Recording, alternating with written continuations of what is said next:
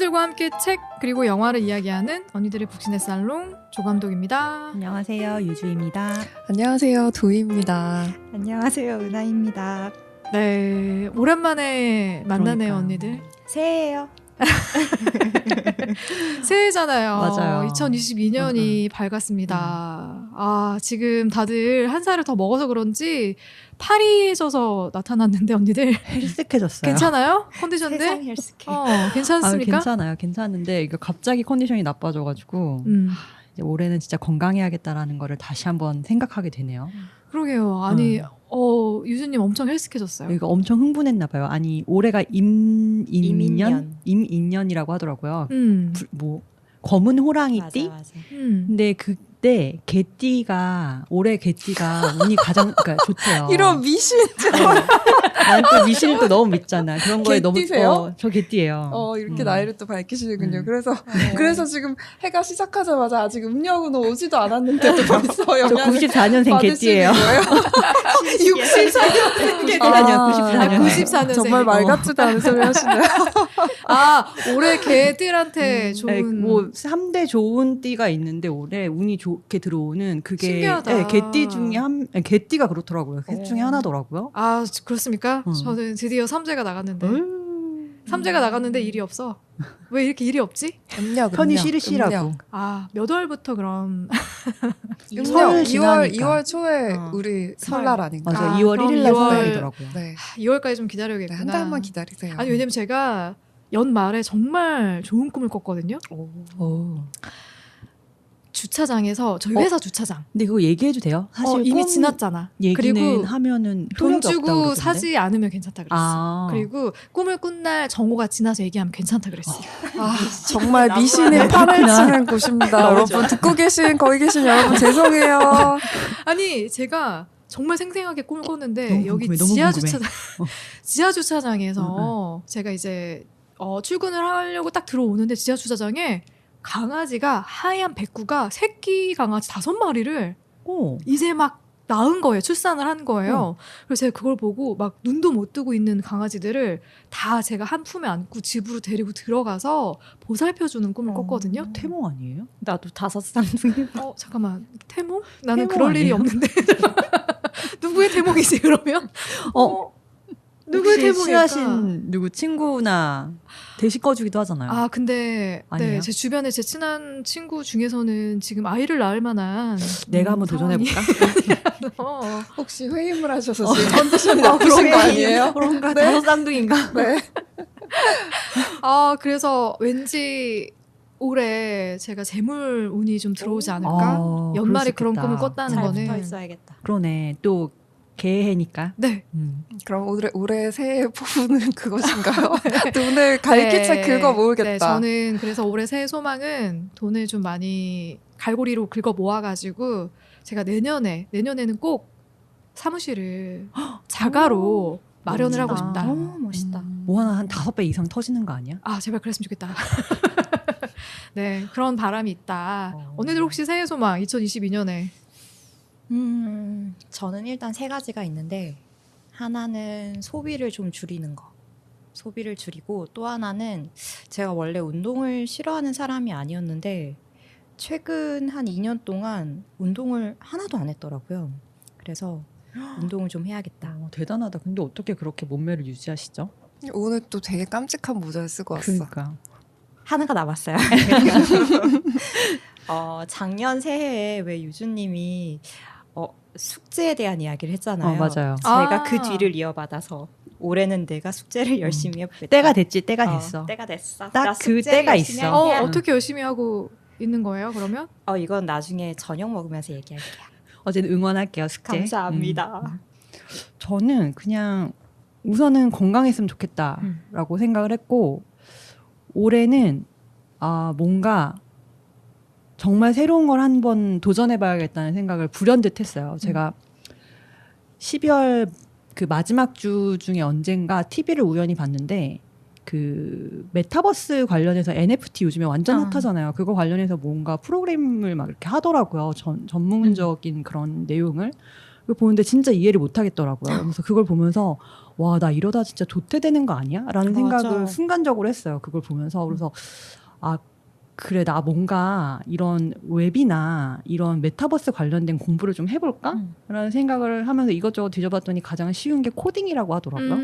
그래서 지금 코딩을 한번 올해는 배워볼까. 어머, 코딩을. 네. 코딩도 쉽지 않을 텐데. 그래서 그걸 보고서 그 다음날 바로 문의를 했어요. 전 또 그런 건 빠르잖아요.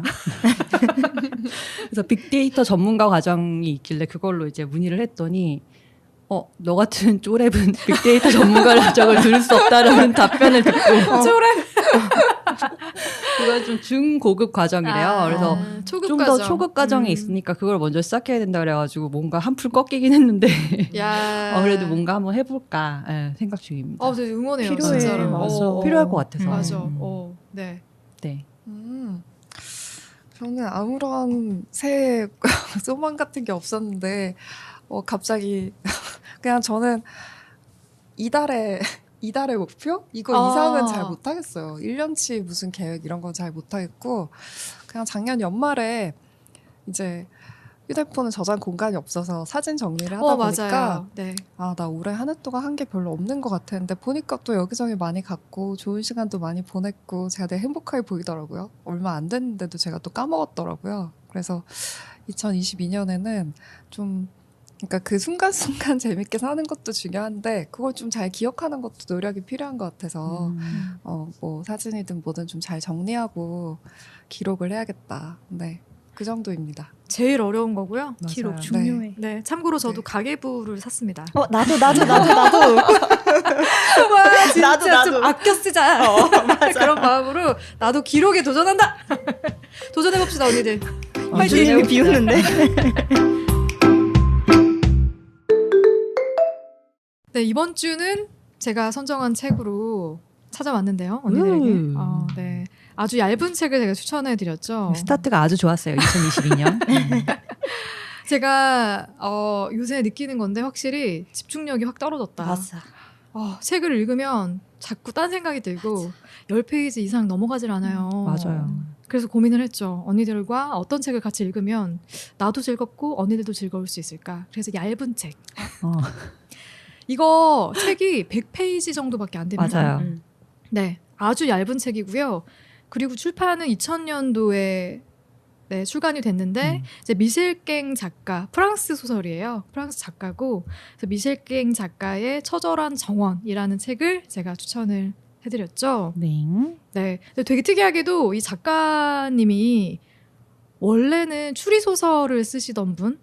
네, 그래서 그 전에는 밝힐 수 없는 유언 그리고 층계에서의 당구 등등이 굉장히 유명한 이 작가님의 대표 소설이라고 하더라고요. 그런데 이 처절한 정원을 2000년도에 발표를 하면서 그 전까지는 그냥 뭐 탐정 소설 쓰는 카테고리에서 어느 정도 인지도가 있었던 작가라면 이 책으로 일약 스타덤에 오른 네, 그리고 굉장히 뒤늦게 스타덤에 오른 그런 작가라고 소개가 되어 있습니다. 책에도. 네. 네, 그래서 굉장히 좀 독특한 일화를 가지고 있는 분인데 일단 이 처절한 정원 제2차 세계대전 당시 프랑스를 배경으로 한 이 처절한 정원 언니들은 어떻게 읽었는지 감상부터 좀 나눠볼까요? 저는 우선 책이 굉장히 얇아서 마음에 들었어요. 많이 얇죠. 네. 많이 얇고 그리고 이제 크리스마스 선물로 이거를 우리 감독님께서 네, 선물로 제가 주셔가지고 선물로 정말 드렸죠. 기쁜 마음으로 네. 책을 읽었고요. 확실히 이게 뭐랄까 집중력이 떨어지는 게 정말 느꼈던 게 저 이거 읽으면서도 집중력이 너무 떨어지는 거예요. 그래서 진짜 거짓말 안 하고 한 50페이지까지는 소리 내면서 읽었어요. 일부러. 네, 일부러 좀. 했더니 그러면서 이제 읽었고 저의 감상은 좀 약간 이솝우화 보는 느낌? 네, 약간 네, 네. 우화를 보는 느낌이었고 이게 되게 담담하게 그냥 한 아이가 이제 커서 자기의 과거를 돌아보면서 쓰는 그런 방식으로 되어 있는데 담담하게 그 처참했던 시절을 뭔가 돌아보는 그래서 좀 더 와닿았던 것 같아요. 뭔가 조용히 묵직하게 오는 그런 느낌이 있었어요. 그래서 되게 재밌게 잘 읽었습니다. 네, 다행입니다. 네. 재밌게 잘 읽으셨다니. 네네. 네. 저도 이거를 감독님이 예전에 나는 처절한 정원이라는 작품을 되게 좋아한다, 감명 깊게 읽었다라는 얘기를 해주셔서 한 2년 전에 읽었던 것 어머, 같아요. 되게 오래전에 읽으셨네. 그때 이제 읽고 그냥 기억 속에서 잊혀졌다가 그치? 기억 속에 잊혀지지.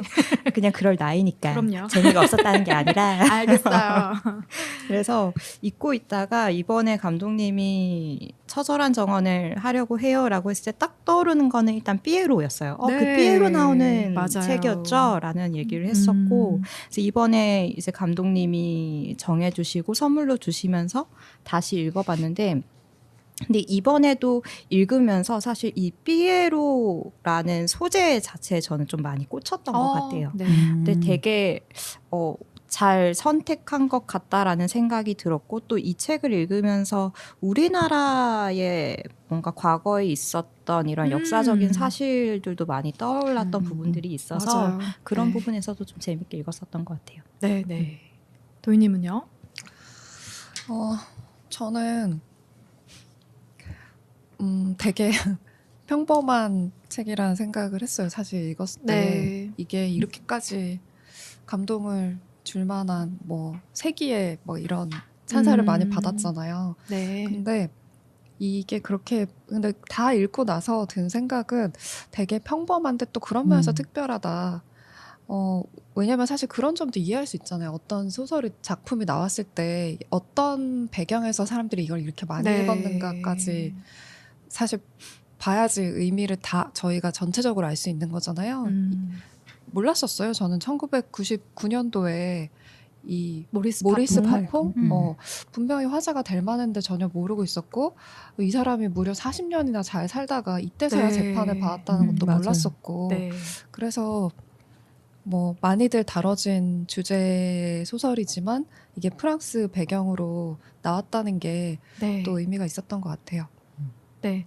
이게 소설의 첫 시작이 모리스 파퐁이라는 프랑스의 전범이죠. 그쵸. 나치 제2차 세계대전 당시에 나치의 부역으로 활동을 했었던 여기 설명하는 그 역자주를 살펴보니까 1942년부터 44년까지 1590명의 유대인을 체포해서 아우슈비츠 수용소로 보냈던 사람인데 그 뒤로도 40년 동안 굉장히 높은 지위에서 아주 배부르게 잘 먹고 잘 살았던 네, 그쵸. 그런 사람으로 알려져 있더라고요. 음. 저도 사실 이 책을 통해 처음 알게 된 인물인데 근데 이 모리스 파퐁의 재판으로 그쵸. 시작이 됩니다. 그 당시에 살아남았던 아마 유대인 중에 누군가가 고발을 해서 이게 밝혀진. 그렇죠. 그 사람이 만약에 고발하지 않았고 살아있지 않았다면 그 잘 진실은 먹고 잘 살다 무척 알려지지 않았을 것이다 라는 거죠.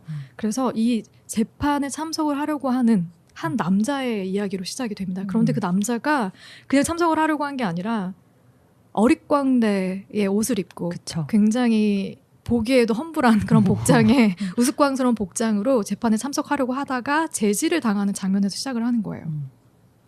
그래서 경찰에게 제지를 당하고 난 다음 날부터는 다시 원래대로 평범한 옷을 입고 재판에 참석해서 재판의 결과를 지켜보는 모습에서 시작이 되는데 재판의 결과가 완벽하게 나오지는 않아요. 첫 장에서는 맞아요. 그냥 모리스 파퐁에게 판결이 내려지자 법정에 서기는 어릿광대가 다음과 같이 말하는 것을 들었다. 이 세상에 진실이 존재하지 않는다면 어떻게 희망을 가질 수 있겠는가. 여기에서 한 챕터가 끝이 납니다. 그리고 그런 어릿광대의 어린 시절로 추측이 되는 과거의 모습이 다시 회상이 되면서 그러면서 본격적인 이야기가 전개가 되거든요. 화자는 초등학생 정도로 돼 보이는 어린 남학생이에요. 남학생인데 어린 시절을 회상을 하는데 아버지가 틈만 나면 굉장히 우스꽝스러운 옷을 입고 어릿광대 복장을 하고 자꾸 무대에 서려고 하는 거예요. 아주 특별한 어떤 화려한 무대가 아니라 뭐 망년의 자리 그리고 뭐 크리스마스 그리고 동네에서 그냥 불러주는 어디라도 다 가는 거예요. 가서 사람들을 웃기려고 이제 하는 거죠. 맞아요. 되게 어색하게 웃기려고 하는 그런 모습들이 자기가 볼 때는 너무 싫어, 부끄러워, 창피해. 그러니까 속된 수치스러운 말로 거지. 쪽팔리는 거예요. 맞아요. 어린 마음에 우리 아버지는 그렇다고 해서 뭐 변변한 직업이 없는 것도 아니에요. 초등학교 교사예요. 심지어 자기가 다니는 초등학교 교사 충분히 자기가 마음 먹으면 평범하고 안정된 삶을 누릴 수 있는데 왜 저렇게 틈만 나면 공연을 하러 가지?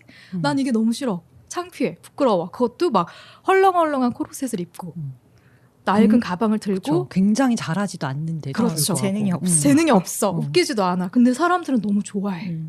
왜 저런 행위를 할까? 난 너무 싫다. 이런 생각을 하고 있는 찰나에 또 하나의 가족이 등장을 합니다. 아버지의 동생 가스동이라는 삼촌, 삼촌과 그의 아내 니콜 승모. 네, 두 사람이 등장을 합니다. 그런데 이 두 사람도 싫어. 되게 행색도 초라하고 세련되지 않고 투박한데 뭔가 모르게 가족끼리 같이 모여 있으면 뭔가 슬픔에 잠식당한 듯한 느낌? 왜 저렇게 자기들이 가난하고 보잘것없는 삶을 살면서 마치 다 같이 모여있을 때 그 슬픔을 전염시키는 듯한 그런 느낌을 주지? 난 이게 너무 싫다. 이런 생각을 해요. 그래서 아빠도 싫고 삼촌도 싫고 숙모도 싫고 다 싫은 거예요. 이 어린 아이의 입장에서는. 근데 왜 이들이 이렇게 이런 분위기를 풍기고 이런 행동을 할 수밖에 없는지 그런 비밀을 삼촌의 목소리를 통해서 입을 통해서 알게 됩니다. 그래서 그 비밀이 무엇인가 라는 것은 그 뒤에서 제가 이야기를 하면서 좀 더 이제 풀어가려고 하고요. 이게 처음에는 저는 이게 너무 평범하게 평이하게 흘러간다라고 생각을 했었는데 그 비밀이 저는 되게 뭉클했어요. 비밀이 한 커플 한 커플 벗겨지면서 아니 어떻게 이렇게 가슴 따뜻한 이야기가 전개될 수 있지? 라는 생각을 하면서 네, 저한테는 되게 따뜻했던 소설. 저는 되게 좀 비참하다고 소설. 생각했는데 그러니까 그런 사람이 아마 요 사람들뿐만 아니라 되게 많은 사람들이 그랬을 것 같거든요. 저는 그 시대에. 네. 그래서 이렇게까지 하면서 살아남았던 그 역사가 너무 마음이 아프더라고요. 네. 그래서 저는 크게 소설을 3개의 챕터로 구분해서 이야기를 해보고 싶어요. 그래서 첫 번째는 방금 설명드렸던 어릿광대 분장을 하고 다니는 아버지를 수치스럽게 여겼던 주인공의 어린 시절.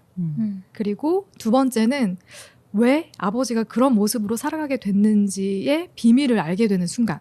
그리고 마지막은 모든 그 비밀을 알게 된 화자가 성년이 되어서 모리스 파퐁의 재판을 지켜보게 되는 이야기. 근데 첫 번째 챕터에서 화자가 느끼는 감정들에 대해서 같이 좀 이것도 사실 현실이잖아요. 내가 그들의 비밀을 모르는 순간에는 그냥 어린 마음에 눈에 보여지는 게 전부니까 아버지가 부끄럽고 삼촌과 숙모가 이해가 안 되고 우리 가족들은 왜 그들의 감정에 동요되는지도 잘 모르겠고 이런 생각을 할 수밖에 없잖아요. 그래서 이 첫 번째 챕터에서 이제 화자가 느끼는 감정들은 언니들도 그 뒤에 비밀을 알기 전에 어떻게 다가왔는지 그 얘기도 해보면 좋겠다. 근데 사실 너무 공감되지 않아요? 맞아요. 그런 비밀을 근데 아마 뭐 10살 요 정도 나이에서는 비밀을 알았다고 해도 그게 맞아. 어떠한 의미로 다가오는지를 인지를 못했을 것 같아요. 만약 10살이나 요 정도 됐으면 초등학교 저학년 그러면은 비밀을 알았다고 해도 이런 감정이 저는 들 것 같거든요. 그들의 그런 희생이 얼마나 숭고했는지를 사실 10살짜리가 뭐 얼마나 이해를 하겠어요. 네. 그래서 근데 이 화자가 이렇게 느끼는 게 왜냐면 나도 그랬을 것 같아요. 나도 내가 10살에 우리 아빠가 저렇게 말도 안 되는 삐에로 복장을 하고 우스꽝스럽게 그러고 그리고 아빠가 그렇게 나가는 게 싫은데 가족이라는 이유로 어쨌든 받아줘야 되고 같이 또 거기를 따라 나서야 되고 그래서 이제 초조하게 그 무대를 보면서 혹시라도 나를 부를까 그게 너무 걱정되고 막 그랬을 것 같아요. 그리고 삼촌이랑 숙모 부부도 왜 저렇게 저렇게 살아갈까. 그리고 아이도 없고 가난하게 이게 사춘기겠죠. 하물며 이 아이는 그러한 삼촌 부부를 보면서 눈물을 흘리는 자기 누나도 너무 이해가 싫은 안 되는 거예요. 거지. 그래서 그래도 그녀는 우아하게 우는 법을 알고 있기 때문에 저렇게 울지만 나는 절대 울지 않는다. 뭐 약간 이런 난 남자야 약간 이런 느낌도 있던 것 같고 그래서 저는 엄청 충분히 이해가 가고 공감이 갔던 그런 감정들이었어요. 화자의 감정이. 네. 우리가 어렸을 때 학교에서 왜 뭐 일일 수업 막 이런 거 하잖아요. 네. 그래서 막 부모님 오셔가지고 뭐 하루 동안 수업 외에 그들이 해줄 수 있는 무언가를 이렇게 음. 가르쳐주고 가고 이런 거를 했었던 게 기억이 나는데 막 친구들의 아빠가 오셔가지고 뭐 마술을 보여준다든지 뭐 이런 거를 보면은 마술은 그래도 좀 멋있어 보이잖아요. 짠 이런 거 그런 거 보면은 와 부럽다 좋겠다라는 생각을 하는데 만약에 갑자기 우리 엄마나 아빠가 와서 이런 어릿광대 분장을 하고 그런 막 말도 안 되는 막 그런 연기를 하고 있으면 나 같아도 너무 창피할 것 같아요. 그런 게 아니라고 하더라도 만약에 엄마 아빠가 학원에 찾아왔는데 행색이 초라하다거나 이러면 난 그것만으로도 너무 부끄러울 것 같거든. 근데 아빠는 내가 항상 매일같이 가는 학교에 항상 있는 존재이고 시도 때도 없이 자꾸 이런 행위를 하니까 난 너무 공감받아. 너무 싫었을 것 같고. 심지어 초등학교 6학년 때는 우리 반 담임 선생님이 됐어. 아버님이. 맞아. 네. 그래서 너무너무 공감이 가고 내가 이 나이였으면은 내가 이 과거를 그들의 과거를 알았다고 해도 알았다고 그렇게 해도 유쾌하게 받아들이진 않았을 것 같다라는 생각이 들어요. 이 나이였다면. 10살의 나이였으면. 네, 저는 무슨 말을 해야 될지 모르겠네. 가족 그냥 이 주인공 아이가 느끼는 분노는 되게 정당하다고 생각해요. 네. 가족한테 충실하지 않은 아빠잖아요. 그런데도 뭔가 가족들은 전부 다 아빠에 대해서 도덕적인 정당성을 인정하고 있는 것 같고 나는 전혀 납득이 안 되지만 심지어 너도 기꺼이 여기 동참하라 이러니까 난 납득이 안 되니까 화가 났을 것 같아요. 근데 사실 어떤 이제 이 가족의 배경을 다 알고 난 눈으로 봤을 때 드는 생각은 이게 한 세대가 정말 빨리 변하잖아요. 10년, 20년밖에 차이가 안 나는데도 그거를 겪지 않은 사람이 알기 어렵다는 걸 이 가족 내에서 너무 느끼게 되는 것 같고 같이 살고 있는데도 불구하고 그러니까 아빠가 겪은 삶은 그냥 평범하게 축구하고 있는 청년들이 그냥 어떤 일상적인 이유를 가지고 끌려가서 죽을 수도 있는 그런 환경에서 살았던 거잖아요. 너무 말도 안 되는 현실을. 근데 아들이 당연히 그러니까 아빠 삶에 기승전결이 있으면 결만 본 상태에서 기승전을 모르니까 이해가 안 되는 거지. 왜 저렇게 아빠는 그걸 다 겪고 나서 되게 겸손한 자세로 어떻게 살고 있는 건데 이해가 안 되는 거지. 그래서 그런 점은 잘 나타냈다고 생각하는데 제가 처음에 읽으면서 이런 거 좀 부족하다. 작가님 좀 부족하다 느꼈던 거는 아이들한테도 왜 인기 선생님이었는지 잘 모르겠어요. 저는 사실 네. 비슷하게 느꼈을 것 같거든요. 네. 애들은. 그리고 분명히 내 친구들이 다 좋아하는 선생님이면 거기서 오는 자부심도 있었을 것 같은데 그런 면은 좀 설명이 부족하지 않았나 그런 생각이 좀 그래서 들었어요. 저는 한편으로는 알고 있었나? 다른 사람들은 다? 아버지의 그런 과거에 대해서? 그래서 특히나 그렇지는 않았을 것 같아요. 그럴까요? 특히 아이들은 원초적으로 일단 재밌고 좋고 뭔가 열린 선생님 같고 이랬으니까 좋아했을 거라는 배경이 나와야 되는데 그러면 얘가 느끼는 이런 정반대의 꼬인 마음은 사실 설명이 잘 안 되는 것 같고 뭔가 소설적으로도 구성이 좀 부족하지 않았나. 네, 전 그게 그렇게 궁금했거든요. 저는 초반부에 이 사람이 정말로 솜씨가 없고 뭘 해도 좀 이렇게 안쓰러워 보이기만 하면 그렇게 송년회 크리스마스 무슨 잔치집에 이 사람을 부를까 하는 생각도 드는 거예요. 근데 어른들은 그래도 어렴풋이 알았을 것 같아요. 소개로 이제 받고 분명히 그 자리에 갔을 거기 때문에. 그러니까 그런 깊숙한 비밀까지는 몰라도 어쨌든 동시대를 살았던 사람이라서 어렴풋이 그런 걸 알았을 것 같은데. 근데 어떤 걸 알았을 것 같다는 거예요? 그러니까 이 과거에 대해서 알았나? 이제 이 생각도 드는 거죠. 그래서 왜 삐에로 복장을 그러니까 하고 과거라는 게 이 사람이 뭐 수용소에도 가고 광부로도 일을 하고 이런 과거를 얘기하시는 거예요. 그렇게 레지스탕스로 이제 활동을 했었던 과거를 알고 그리고 그 독일 병사와의 그런 관계라던가 이런 것들을 사람들에게 다 얘기를 하고 다녔나? 뭐 이런 생각도 들더라고요. 저는. 아니면 진심이라는 게 그러니까 되게 어려운데 뭔가 당장 나에게 막 웃음을 주고 하지 않더라도 이 사람이 뭔가 사람들을 행복하게 해주기 위해서 노력하는 그런 진심들 그런 진심들은 닿는 걸까? 이런 생각도 들기는 했어요. 근데 아이의 눈에서는 어쨌든 그게 사실 겉모습이 중요하니까 겉모습에서 아버지의 모습이 너무나도 형편없어 보이니 특히 차를 설명할 때 차도 굉장히 이제 다른 사람들은 좀 고급 나름 좋은 차를 타고 다니는데 덜컹덜컹 거리는 그 알루미늄 차를 타고 다니는 아버지의 모습이 너무 부끄럽고 그러니까 아이의 눈에서는 아버지가 사람들에게 어떤 기쁨을 주기 위해서 노력하는 모습보다는 그냥 그런 어떤 겉모습, 겉으로 보여지는 어떤 그런 분위기 이런 게 굉장히 중요했고 그것 때문에 좀 부끄러움을 느꼈던 걸까? 하는 나는 생각도 이게 들었어. 이분이 어설펐기 때문에 재능이 없었기 때문에 웃겼던 게 아닐까라고 생각을 해요.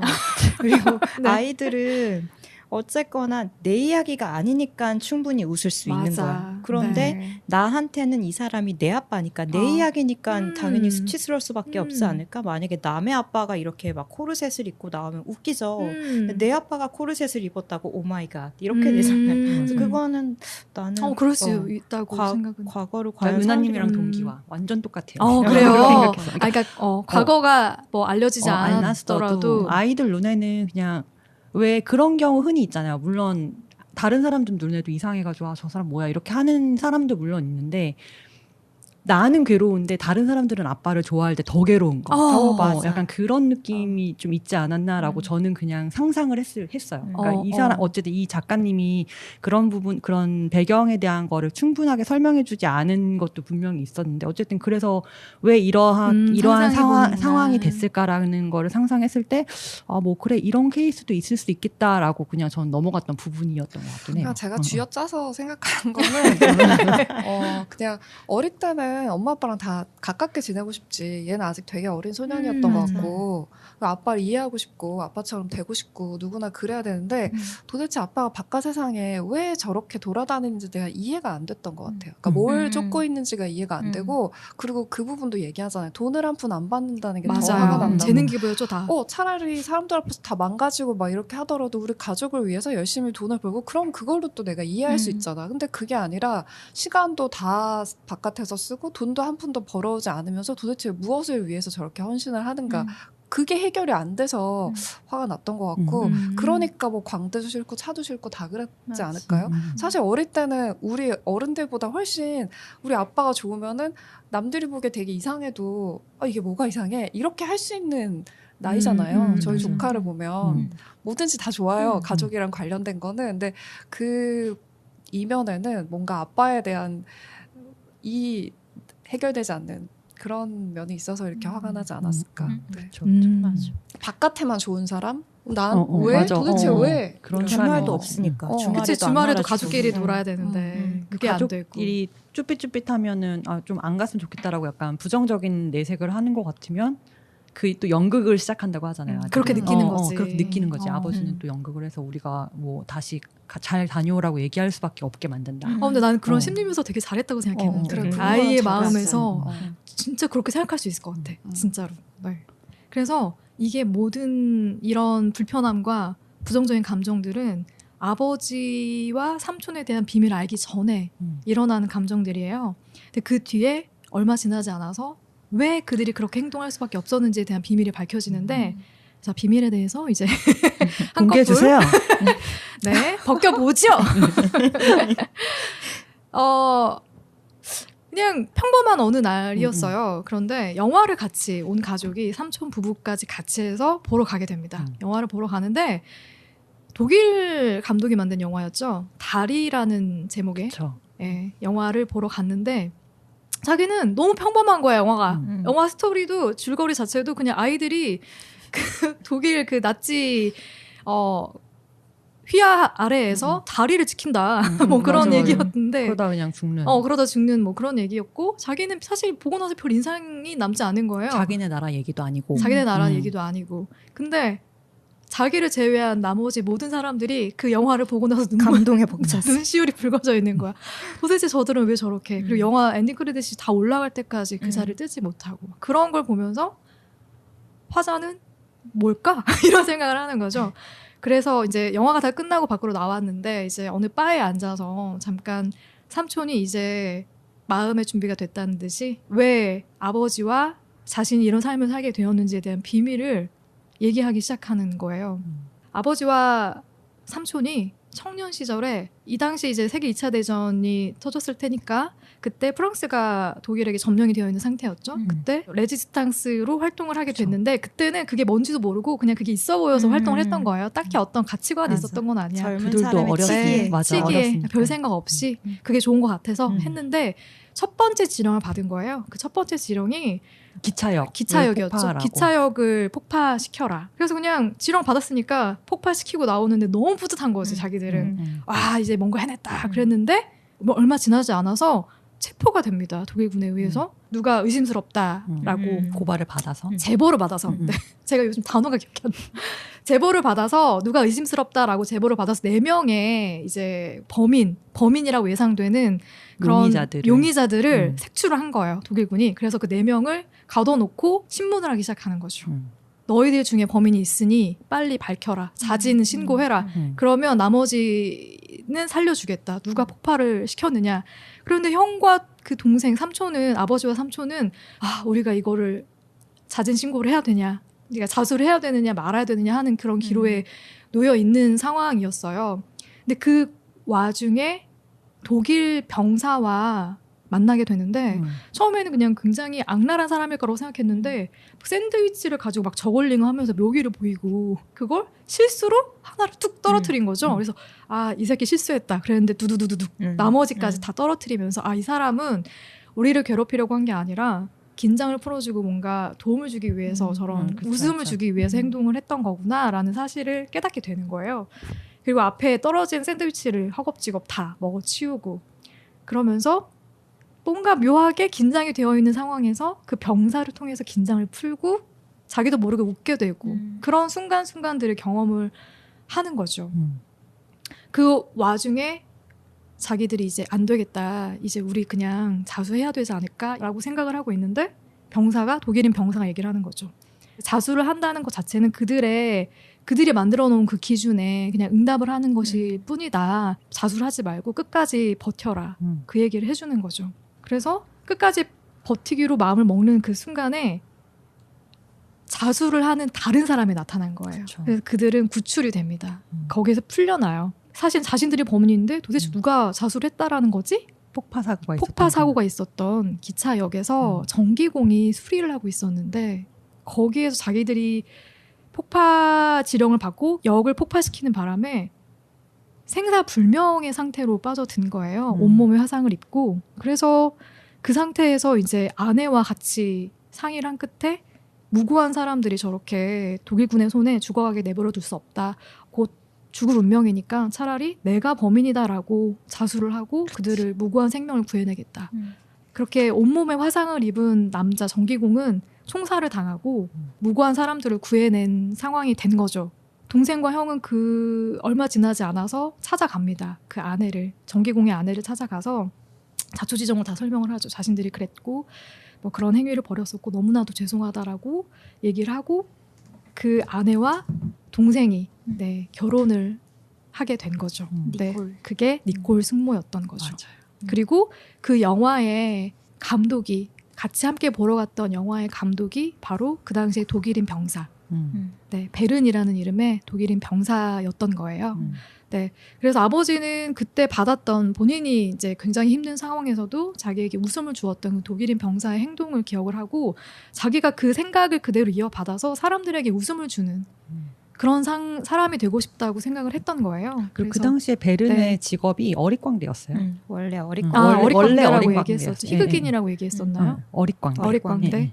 네, 그래서 베른처럼 자기도 주변에 있는 사람들에게 그런 웃음을 전해주고 싶다라고 이제 마음을 먹고 직업은 교사이지만 틈틈이 자기가 틈이 날 때마다 사람들을 찾아가서 돈을 받지 않고 자기가 받았던 그런 고마움을 그대로 전하는 그런 행동을 하고 있었던 거예요. 네, 여기까지가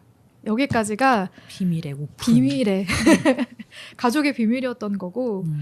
근데 저는 궁금한 게 소설에서는 이 아버지랑 삼촌이 니콜을 찾아갔을 때 본인들이 사실 범인이었다 이런 얘기 하지 않아요. 걔네가 어느 순간에 했을까요? 만나자마자 니콜은 2명을 안아주지만 내가 그때 그렇게 거짓말을 했기 때문에 저 사람들이 살아난 사람 중에 하나겠구나 생각하고 진심으로 안아주지만 자기 남편을 죽게 만든 사람들이라는 건 모르는 상태였어요. 그 얘기를 하지 않았나요? 나는 모든 사실을 소설에는 다 그런 얘기 나오지 않습니다. 그런가요? 그냥 소설에서는? 분위기상 다 털어놨겠구나라고 느끼면서 저는 그렇게 읽었던 예상을 것 했던 것 같아요. 저는 분위기에도 그렇게 느끼지 않았어요. 그 아빠랑 삼촌 마음속에 죄책감이 있었을 것 같고 왜냐면 그날 만났을 때 바로 그 니콜한테 반했잖아요. 뒤에는 얘기를 했을까요? 모르겠어요. 얘기 안 했으면 좀 그래서 네. 어쨌든 수설에는 없던 내용이었고 네. 그리고 아까 얘기하신 것 중에 그러니까 그 베른이 이 사람들한테 그 구덩이에 빠져있는 4명한테 막 네. 인간의 존엄성이 어떻고 막 이런 얘기하면서 독일의 네. 그런 논리에 말려들지 마라 그렇게 얘기를 할 때도 사실 자수하라는 얘기를 계속 강요받고 있는 게 아니라 어차피 너네 중에 한 명을 죽일 건데 그 죽일 사람을 고르라는 얘기를 하고 있었잖아요. 네. 그래서 저 그게 좀 다르다고 생각했거든요. 왜냐하면 잡아올 때도 그냥 프랑스 군인이 아주 사소한 이유로 네. 그 내가 진 팀에 축구를 되게 잘하는 멤버였기 때문에 얄미워서 그냥 무고를 했다. 네. 이런 걸 알고 있었고 그러니까 얘네가 사실 용의자라기보다는 무고한 사람일 확률이 훨씬 높다는 걸 독일도 다 알고 있었어. 그중에 그냥 4명을 선택을 한 거였고 그중에 한 명을 죽인다고 하니까 이게 아무런 논리가 이게 다 없다는 거를 랜덤이에요. 너도 알고 있고 나도 알고 있고 근데 그런 상태에서 한 명을 뽑는 짓 같은 거 하지 말아라. 사실 좀 그 얘기라고 생각을 했고 죽을 거면 너네가 다 죽고 이런 식의 얘기가 사실 그런 맥락이라고 누가 폭탄을 터뜨렸는지 중요하지 않고 그렇게 사실 느꼈거든요. 네. 그래서 좀 다른 것 같아서 제가 얘기를 해봤어요. 네. 그냥 제가 설명할 때 그런 단어를 선택해서 그렇지 같은 맥락이었습니다. 네. 네, 왜냐면 처음엔 자수를 하라라고 얘기를 했었던 걸로 시작을 했으니까. 근데 당연히 이제 거기 모여있는 사람들은 무고한 사람들일 거라고. 근데 본인과, 그러니까 아버지와 삼촌은 본인들이 범인이라는 걸 알고 있었으니까. 네. 그래서 우리가 자수를 하면 되지 않을까라는 생각을 하고 있었던 것이고. 다른 사람들은 사실 몰랐죠. 특히 독일인 병사는 더더욱 몰랐던 거고. 네. 그래서 이제 그런 상황들 속에서 굉장히 여러 에피소드들이 또 등장을 해요. 맞아요. 근데 이제 이 안에서 이 비밀이 밝혀지는 과정에서 좀 언니들이 기억에 남았던 그런 장면이나 뭐 상황들, 인물들 있으면 그것도 같이 얘기해 보면 어떨까요? 제일 기억에 남는 거는 어쩔 수 없이 베른일 것 같기는 해요. 네. 베른일 것 같고, 우리가 다음 주에 얘기할 그 조조 레빗에서 네. 조조 레빗이나 요피 같은 아이가 만약에 이 시대에 이렇게 자라고 있었다면은 네. 베른 같은 사람이 되지 않았을까라는 생각이 많이 들었거든요. 네. 그리고 이 시대에도 베른 같은 사람이 이 사람 한 명만은 아니었겠지라는 생각도 많이 들었고 그래서 많이 기억에 남는 무조건 나치 독일군이라고 해가지고 다 그렇게 막 무자비하고 그런 사람들만 있었던 게 아니라 그냥 어쩔 수 없이 착출되어서 끌려와서 누군가를 어쩔 수 없이 뭔가 이렇게 뭐 체포하고 괴롭히고 이래야만 했던 사람들도 있었을 것이고 반대로 자국민을 정권의 이제 비호 아래 맞아. 괴롭히고 고문하고 죽이는 그런 사람들도 있었죠. 네. 저는 가장 기억에 남는 거는 이 숙모 이름이 니콜? 니콜입니다. 네, 니콜 삼촌 고모. 니콜 숙모. 고모도 갑자기 혈연 죄송해요. 관계가 이 숙모가 가장 기억에 남았어요. 저는 이게 그러니까 이렇게 판단을 할 그러니까 이 니콜이라는 여성 그리고 이제 결혼한 지 얼마 안 된 부부였잖아요. 둘이 한 달 정도밖에 안 된 신혼부부였던 정기공인, 걸로. 정기공과. 근데 그러니까 이 시대가 너무 진짜 비참하다고 느꼈던 게 이렇게 남편이 죽어가면서도 우리 나라를 위해서 이런 선택을 했던 우리 나라를 위해서 선택했다고요? 나라를 위해서라기보다는 그냥 어쨌든 뭔가 뜻깊은 일을 해야겠다. 무고한 사람들을 살리기 위해. 무고한 사람들을 살려야겠다. 어쨌든 독일이 어쨌든 그 프랑스를 점령을 한 상태에서 어쨌든 나라를 잃은 거잖아요. 그렇죠. 네. 그래서 저는 그냥 그래서 이게 뭔가 무고한 사람들, 우리 국민들을 무고하게 잡혀간 우리 국민들을 살리기 위한 선택? 근데 이게 아무나 할 수 있는 선택은 아니었을 것 같거든요. 당연하죠. 그러니까 사고회로가 그렇게 돌아갈 수 있었다는 게 정말 대단하다는 생각을 했고 그러면서 이제 신랑도 어쨌든 같은 선택을 한 거잖아요. 그렇죠. 네. 그래서 정말 기억에 남는 캐릭터들이 아니었나. 나라면 못했을 것 같아요. 저는 못했을 것 같아요. 그러니까. 항상 생각하거든요. 왜 우리도 일제시대에 맞아. 독립운동했던 독립운동가들 떠올려 보면 나는 과연 그 시대를 살았으면 어떤 모습이었을까를 늘 생각한단 말이에요. 근데 과연 앞장서서 내가 내 목숨을 내놓으면서까지 그걸 진짜 닥쳐봐야 할 것 같아요. 그럴까요? 내가 지금 상상으로는 절대 못할 것 같고 네. 그 상황을 내가 직접 겪어봐야지만 그런 사실 그런 독립운동을 하거나 그런 열사였던 분들이 처음부터 나 이렇게 살 거야라고 생각을 해서 한 사람도 물론 있겠지만 아니었던 사람들도 분명 있을 거거든요. 네. 많을 것 같아요. 그래서 그걸 겪어봐야지만 그건 알 수 있는 것 같고 그냥 제가 생각을 했을 때 내가 만약에 이 남편의 입장이었다면 나는 자수했을 것 같아. 어차피 하루 이틀 하고 있고 어차피 죽는 어차피 하루 라면. 이틀 하고 있고 그 하루 이틀 그렇게 막 계속 고통 속에서 사는 것보다는 뭔가 의미 있는 일을 하지 않았을까. 착하다 의사님. 나 같으면 내가 남편이었으면은 난 너무 억울하고 보냈을 것 같은데. 어차피 곧 죽으니까. 근데 그러니까 내가 너무 따시고 배부른 시대에 태어나서 그럴 것 같다라는 느낌이거든요. 근데 그러니까 이렇게 뭐 사고회로가 이렇게 돌아갈 수 있었다는 게 그 당시가 얼마나 비참했는지가 너무 보여져가지고 그래서 이 두 커플이 정말 너무 눈에 밟혔어요. 그렇죠. 저는 그렇게 악마 같은 독일군의 손에 노란하고 싶지 않았던 마음, 이렇게 해서라도 저항하고 싶었던 마음이 분명히 드러나는 대목이었다고 생각해요. 둘 다 어차피 레지스탕스도 아니었잖아요. 맞아요. 네. 그냥 일반 평범한 시민이었잖아요. 그렇죠. 그래서 이제 정말 대단하다. 이런 생각을 했어요.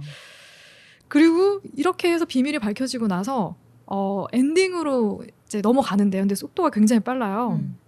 아버지가 돌아가시고 난 이후에 한참이 지나서 모리스 파퐁의 재판이 열리는 거거든요. 그때 이제 아버지의 이제 유지를 받들어 맞아요. 아버지의 낡은 여행 가방을 들고 어릿광대에 분장을 하고 기차를 타고 그리고 재판장으로 향하는 화자의 모습이 등장을 하거든요. 결국 모리스 파퐁은 10년형을 선고받죠. 네. 그러니까 되게 뭐라 그러지? 그러면서 아버지에 웅장한 느낌을 대한 주려고 하는 그런 소설의 장치. 장치처럼 약간 맞아요. 보여져서 그래서 그 재판장에서 이제 모리스 파퐁을 지켜보는 자기의 감정을 쭉 편집글로 써내려 가는 거죠. 그래서 마지막에 내일 저는 뭐 최선을 다하려고 합니다. 최선을 다해서 어릿광대 노릇을 하렵니다. 그렇게 해서 저는 그들을 대신해서 그들의 이름으로 다시 태어난 인간이려고 합니다. 하면서 아버지에게 마지막 편지를 쓰면서 소설이 마무리되네요. 네.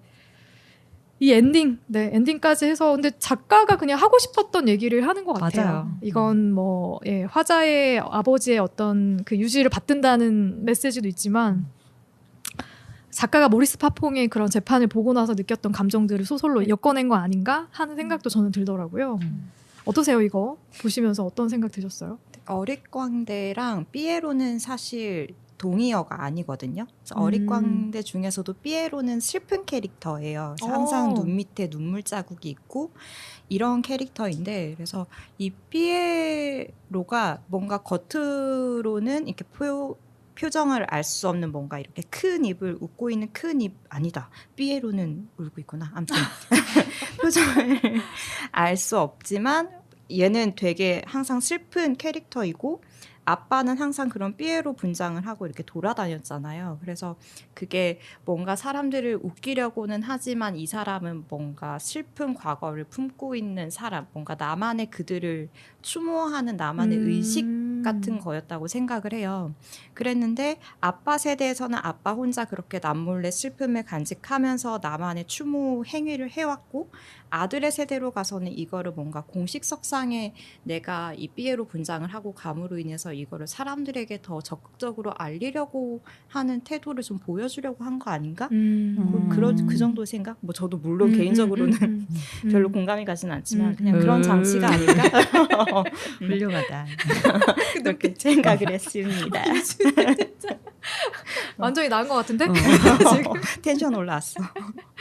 도희님의 생각이 궁금합니다. 그냥 아빠에 대한 존경의 표시. 아빠랑 같이 하겠다는, 내가 그걸 겪지 않았지만 나는 함께 한다. 그래서 이걸 내가 역사적인 순간에 내 눈을 크게 뜨고 볼 거다. 이런 표시로 했다는 생각이 들고요. 사실 그거 외에 어릿광대라는 게 뭐 대단히 잘 다가오진 않아요. 아마 그런 얘기 하고 싶었던 것 같아요. 이 작가는 어쨌든 사람이 사는 세계였고 그 사이사이에 되게 비참한 현실 속에서도 잠깐 웃을 수 있고 유머러스하고 이런 게 우리를 살게 했고 그런 것들이 난 되게 중요하다고 생각한다. 그런 얘기 하고 싶어서 이 광대라는 거를 쓰지 않았을까 싶은데 저한테 많이 안 다가왔고 그냥 제가 생각하기에 이 소설이 되게 좋았던 거는 이 베르나르라는 독일 사람이랑 이 앙드레가 결국 프랑스 사람이잖아요. 그런 사람들을 등장시켜서 이 시대를 얘기한다는 게 좋았어요. 이게 프랑스에서 되게 크게 히트를 쳤잖아요. 네. 2001년도에 출판이 돼서. 그러니까 사실 나치 얘기할 때 정말 지겹도록 독일에 대한 얘기를 하지만 많은 사람들이 얘기하잖아요. 이게 그냥 단순히 독일의 나치 문제가 아니고 유럽 전체가 죄의식을 느껴야 된다. 이 프랑스 사람이 모리스 파퐁이 자기 땅에서 직접 아우슈비츠 같은 걸 만들어서 죽이진 않았을지 몰라도 1590명이나 보냈잖아요. 그쪽으로. 유럽의 많은 나라들이 다 동참을 했단 말이에요. 독일한테 보내섰잖아요. 사람을 죽는 줄 알면서. 네. 그래서 그런 거에 대한 얘기를 당사자가 아니지만 프랑스 사람들도 많이 갖고 있었던 것 같고 그리고 우리나라에서 부끄럽게도 40여 년이나 떵떵거리고 잘 살던 사람이라는 그런 것도 사실 수치스러운 일이잖아요. 그래서 그런 거에 대해서 되게 지금 2000년이 넘어서지만 되게 많은 관심을 여전히 갖고 있고 어떤 방식으로든 해결하려고 그 생각을 했다는 점이 저는 되게 좋았던 것 같고 근데 마음 한편으로는 그런 생각이 들어요. 제가 너무 시니컬한지 모르겠는데 이 베르나르가 독일 사람이 독일 군복을 입은 사람이 인간으로의 존엄성 이거를 곧 죽을지도 모르는 포로들 앞에서 막 설파하는 장면이 되게 아이러니하면서도 그래도 의미가 있다고는 느꼈는데 사실 이 그 모리스 파퐁을 처벌하면서도 인류에 대한 책임이라든지 아예 여기 단정적으로 얘기가 나오잖아요. 그 반인류적인 범죄를 저지른 사람을 시효 같은 거 따지지 말고 지금이라도 처벌해야 된다. 이렇게 얘기하면서 그건 인류에 대한 책임이고 인간의 존엄성이고 도덕에 따른 행동이 어느 시대 법률이나 명령보다 우수한다. 이런 얘기하면서 처벌하자고 한단 말이에요. 근데 사실 아니 그러면 전쟁 자체가 없어야 되는 거 아니에요? 무슨 전범이고 나치고 아우슈비츠고 이런 거 다 떠나서 그냥 전쟁 자체가 없어야 되는 거 아닌가 그런 생각이 들어서 근데 전쟁 끝나고 열심히 싸운 사람들이 돌아오면 또 그 사람들을 품고 그 사람들 단죄하지 않잖아요. 제가 단죄를 하자는 건 아니지만 좀 더 근본적으로 전쟁에 대해서 좀 달리 생각해야 되는 거 아닌가 그런 생각이 들었어요. 아, 근데 저는 되게 어렵더라고요. 이게 저는 왜냐면 저희도 지금 대부분 친일 청산 얘기를 하고 있지만 맞아요. 우리 전혀 안 되고 있죠. 안 되고 있잖아요. 시효가 칼같이 지켜지고 있고. 네. 네. 지금 보면 프랑스 같은 경우는 그래도 90년대에 그런 이제 과거 청산을 하기 위해서 어마어마하게 노력을 했고 정말 짤 없이 그런 그러니까 과거에 그런 전범들이 계속 똥똥거리면서 잘 먹고 잘 사는 모습에서 누군가의 고발이 이루어지면 그것들을 철저하게 조사해가지고 다들 청산을 해 나가는 그런 노력을 프랑스는 어마어마하게 했다고 하더라고요. 근데 우리나라는 그런 상황이 사실 지금도 안 되죠. 되지 않고 대부분 높은 자리에서 높은 지위에서 배불리 잘 먹고 잘 사는 모습들을 혜택을 받고 있죠. 보여주고 있기 때문에 그들의 자손들이 또 세를 이어가고 있고 그런 걸 보면 어려운 거예요. 근데 그 당시에 이 모리스 파퐁도 같은 주장을 했던 게 나는 그냥 정권이 시키는 대로 행했을 뿐이다. 그게 왜 죄가 되느냐. 지시가 떨어지고 압력이 가해졌을 때 나는 그냥 행했을 뿐인데 몇십 년이 지나서 나를 전범으로 취급하네? 이 문제에 대해서 책을 덮고 나서는 좀 저도 생각을 해보게 되더라고요. 과연 그냥 이건 수동적인 행위로만 바라봐야 될 것이냐 범죄로 바라봐야 될 것이냐 이제 이 고민이 좀 들었어요. 저도 보면서 이게 어쨌든 요즘에 이제 시대가 계속 지나면서 이게 조직보다는 이제 개인에게 좀 더 포커스가 맞춰지는 시대가 되잖아요. 근데 이 당시에 그러니까 지금 어쨌든 이게 개인들한테 포커스가 굉장히 중시되고 그런 구체적인 거에 대해서 중요시하는 시대에 살고 있는 우리들의 눈에 봤을 때는 야, 너 그거 시켰어. 근데 시켰는데 한다 안 한다. 그것조차 선택이야 라고 이렇게 매몰차게 말할 수 있을 것 같아요. 근데 이 시대를 이 조직이 굉장히 중요하게 여겼던 시대에는 그래서 이게 참 근대 역사를 다루는 게 좀 쉽지 않다라고 느끼는 것 같아요. 왜냐하면 같이 살아가잖아요. 근대 사람들과 현대 사람들이 같이 살아가니까 그건 어렵다고 생각은 하는데 어렵네요. 어렵긴 어렵네요. 저도 그냥 순간적으로 그러니까 이거를 발제를 받았을 때는 야 그거 너 그냥 그것조차 너 선택인데 무슨 소리야? 그렇게 생각. 네, 그렇게 생각을 했었거든요. 어쨌든 내가 조직에 있어서 뭔가 명령이 하달이 됐다. 내가 명령을 한다, 안 한다.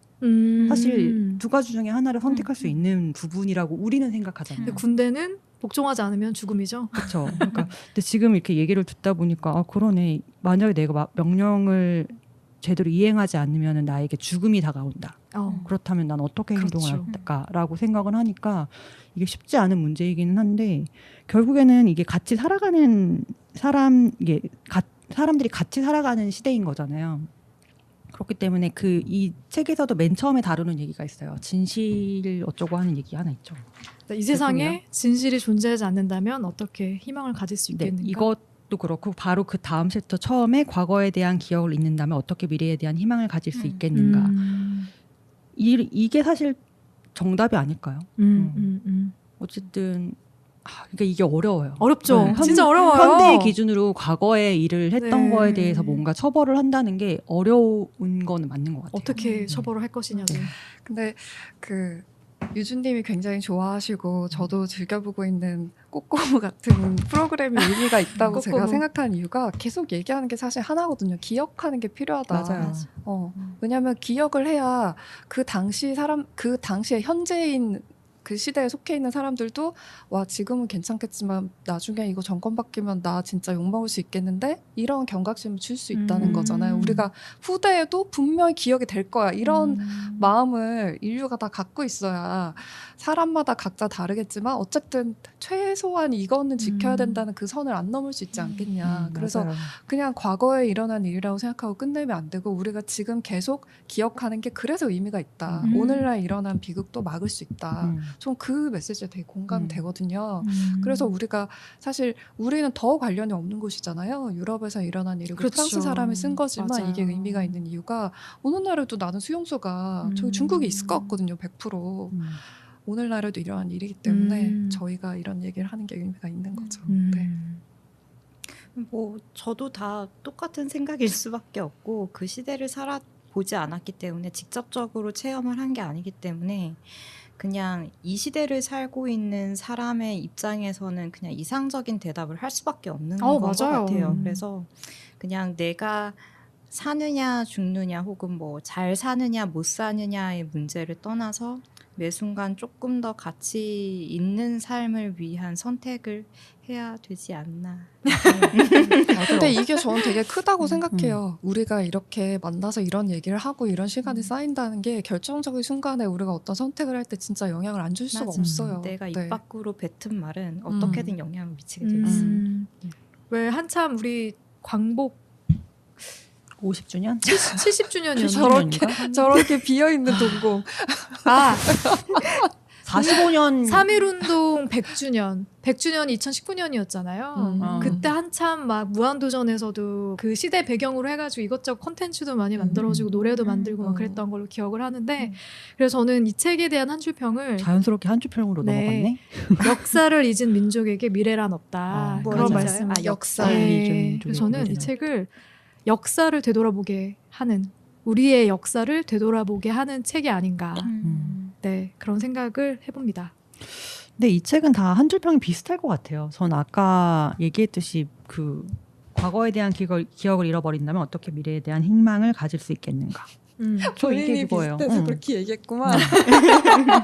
맞아요. 아니 근데 이거 말고는 사실 이 책을 표현할 수 있는 게 있을까라는 느낌이 네. 들어가지고. 네, 저는 아주 평범하고 아주 특별한 책입니다.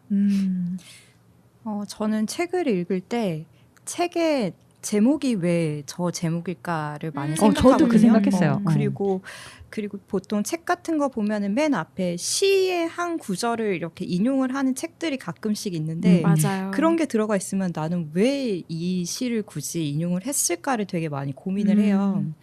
그래서 얘 같은 경우는 맨 앞부분에 우리의 처절한 정원에서 석류는 얼마나 애처로운가라는 식구가 인용이 되어 있거든요. 네. 근데 대체 저게 의미하는 바가 뭘까를 되게 많이 고민했어요. 나도 궁금했는데 안 찾아봤는데. 근데 유나님이? 이거를 제가 이 시를 찾았는데 일단 프랑스 시라서 이 시의 전체적인 내용이 제대로 번역이 되어 있는 자료가 없더라고요. 그래서 이거를 영문으로 영문으로 제가 파파고를 시켜서 그것도 읽어보고 그걸 다시 생각을 해보고 했는데도 완전히 와닿지는 않았지만 일단 전반적으로 얘기하고 있는 게 전쟁에 대한 이야기를 하고 있고 그 안에서 맨 마지막에 우리의 처절한 정원에서 성류는 얼마나 애처로운가 이렇게 끝나더라고요. 그래서 거기에서 얘기를 하고 있는 게 어쨌거나 여기에 이제 이 시대를 살아가고 있는 사람들이 물론 뭐 나쁜 사람, 악한 사람도 있을 것이겠지만 뭔가 이런 퓨어한 존재들, 성류 같은 존재들이 뭔가 시대나 장소를 잘못하고 태어나서 되게 고통받는 이런 내용을 그리고 있지 않나라는 생각이 들더라고요. 그래서 보통 정원이라고 생각을 하면 되게 아름다운 공간, 뭐 생명이 맞아. 피어나는 공간 이런 맞아. 거를 보통 생각을 하는데 뭔가 이런 전쟁을 겪는 처절함 속에서 빛이 나는 그런 퓨어한 존재들에 대해서 얘기를 하지 않았나라는 생각이 들어서 훌륭하다. 그렇죠. 베른 같은 인물이 지금 태어났으면 또 얼마나 멋있는 맞아. BTS 이상 가는 그런 희극인으로 BTS는 희극인이 아니지만 큰일 납니다. 네, 유명인으로 살지 않았을까 뭐 이런 생각까지 해보는 식구였네요. 네. 제가 다음 주에는 영화 제2차 세계대전을 배경으로 한 그렇지만 나름의 가슴 따뜻한 또 이야기가 깃들어 있는 조조 래빗으로 인사드리도록 하겠습니다. 다음 주에 만나요. 안녕.